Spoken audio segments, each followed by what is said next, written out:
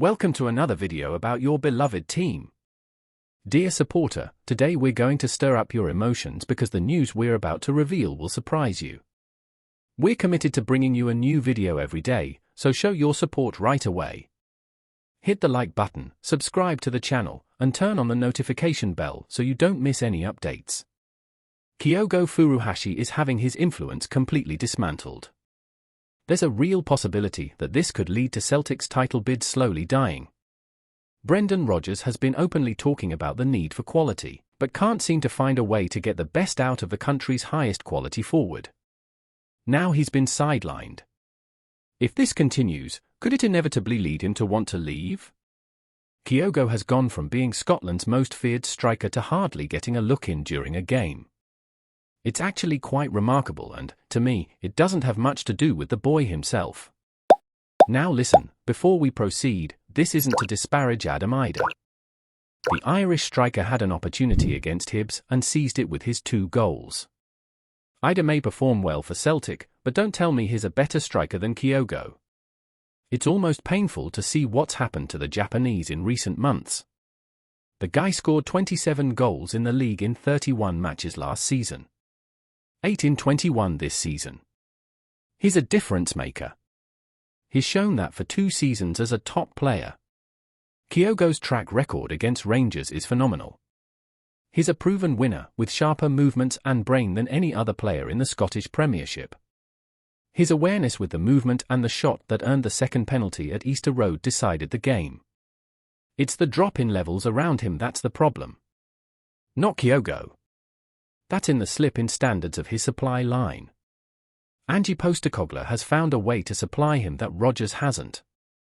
We keep hearing about the need for speed, but Celtic have a guy with the sharpest feet and mind who hasn't fully operated because of the team that, for much of the season, has struggled. It will be a failure of Brendan's if he doesn't find a way to get the best out of Kyogo. Celtic have a proven gem who's on a different wavelength than most around him, and that's a failing of the environment. In fact, he's currently too good for this Celtic team.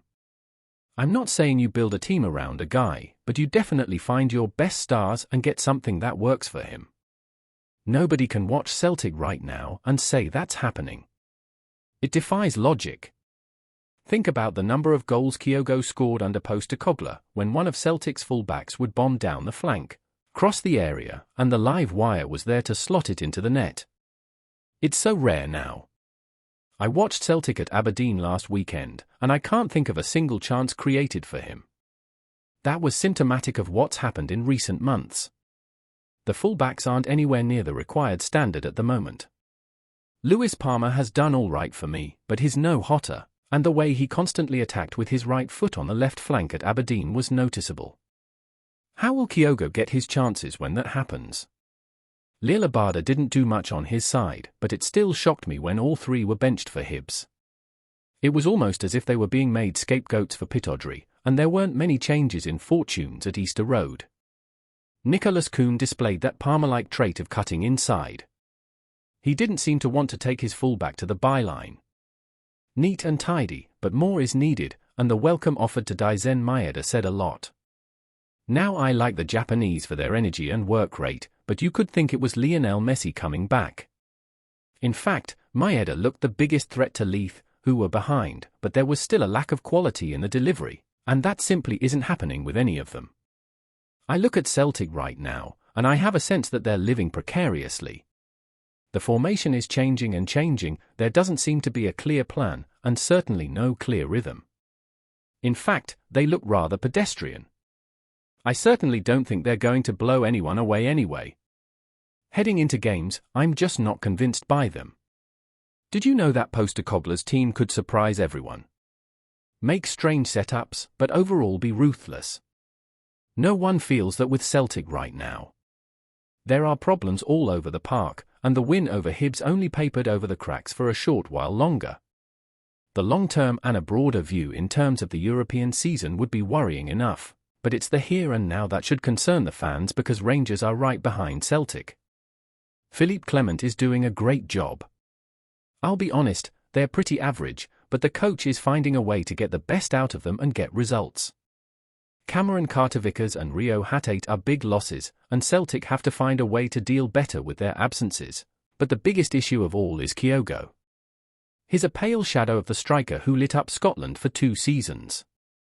With 3 goals in the last 15 matches, he's not even a guaranteed starter anymore. That's a startling situation, and he's been a victim of lackluster work around him. We never stop, we're slowing down, and Kyogo simply isn't the problem. To get back to the top level, Celtic need to find a way to supply him. Or there's an inevitability in how this season will end. Now it's your turn to interact with us. Leave your thoughts in the comments on what you thought of the video, and as usual, hit the like button, subscribe to the channel, and turn on the notification bell.